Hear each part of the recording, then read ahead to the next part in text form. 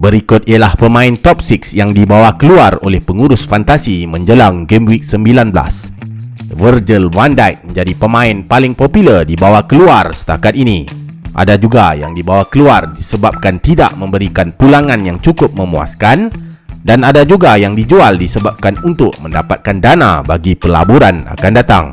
Dengan kata itu, mari kita lihat fokus Game Week 19. Konstantinos Tsimikas menjadi fokus pertahanan kali ini. Selepas pergantungan Andrew Robertson, Tsimikas adalah pengganti sesuai bagi menghadapi dua perlawanan terkini Liverpool. Hanya 3.7 juta pound sahaja. Adakah anda berminat? Head to head pertahanan berpotensi. Tsimikas telah membuat 3 percubaan ke arah gol, 1 percubaan tepat dan 3 percubaan di dalam kotak penalti lawan. Tsimikas juga telah membuat 11 percubaan umpanan gol sepanjang penampilannya di dalam EPL musim ini. Jarrod Bowen menjadi fokus perancang minggu ini. Setelah rehat selama seminggu pada game week lepas, Bowen dijangka akan beraksi cergas menentang The Saints di laman sendiri minggu ini. Anda sudah memiliki Bowen? Head to head perancang berpotensi. Jarrod Bowen telah menjaringkan 3 gol dan membuat 7 umpanan gol, di mana 4 daripadanya umpanan gol umum dan 3 bakinya ialah umpanan gol FPL. Bowen juga telah membuat 41 percubaan ke arah gol dan 31 daripadanya ialah dari dalam kotak penalti lawan. Roberto Firmino menjadi fokus penyerang minggu ini. Ya, Firmino belum pasti menjadi kesebelasan utama. Namun, adakah anda masih ingat jaringan 3 gol dan 1 assist beliau ketika menentang Watford pada game week 8? Beliau sebelum itu membuat 2 penampilan dari bangku simpanan pada game week 6 dan game week 7 sebelum kenduri pada game week 8. Firmino baru sahaja membuat penampilan dari bangku simpanan pada game week 17 dan 18 yang lepas, bukan? Adakah sejarah akan berulang?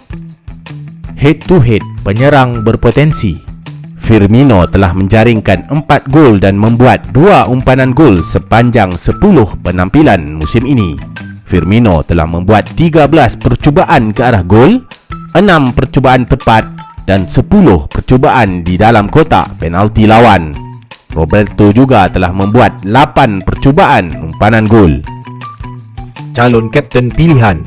Mohamed Salah menjadi calon kapten pilihan minggu ini. Setelah beliau blank buat kali kedua musim ini, adakah anda akan menukar kapten minggu ini atau anda akan lebih bersemangat melantik Salah sebagai kapten menentang Leeds? Michael Antonio menjadi calon kapten pilihan seterusnya. Antonio telah dijual oleh hampir 45,000 pengurus menjelang game week 19. Adakah menjual Antonio tindakan yang bijak dikala jadual West Ham menjadi semakin mudah? Phil Foden menjadi calon kapten pilihan yang terakhir. Pep telah mengesahkan di dalam Twitter, Grealish dan Foden bukan dirotasi minggu lepas, tetapi mereka digantung secara dalaman kerana masalah disiplin. Adakah Foden bakal menerima nasib seperti Aubameyang ataupun Pep cukup profesional untuk mengasingkan emosi dan taktikal beliau? Calon kapten pembeza. Heung-min Son jadi calon kapten pembeza kali ini. Setelah Spurs berjaya menebuk benteng pertahanan Liverpool pada game week lepas, Son telah melayakkan diri sebagai calon kapten pembeza. Lebih-lebih lagi, beliau juga menjaringkan 1 gol di dalam perlawanan tersebut. Adakah anda mampu membeli Son? Sadio Mane menjadi calon kapten pembeza seterusnya. Menentang Leeds di Anfield adalah sesuatu yang sukar dibiarkan. Mane juga sudah pasti akan menjadi kesebelasan utama kerana akan ke AFCON dalam masa terdekat. Sudah pasti Klopp ingin menggunakan pemain AFCON beliau sebaik mungkin. Berminat? Harry Kane jadi calon kapten pembeza yang terakhir. Selepas menjaringkan 1 gol pada game week lepas, sudah pasti moral Kane semakin melonjak naik. Menentang Palace di laman sendiri, adakah ini masa yang sesuai untuk membeli Kane? Ingat, saya bukan Sifu. Saya hanya berkongsi info. Assalamualaikum.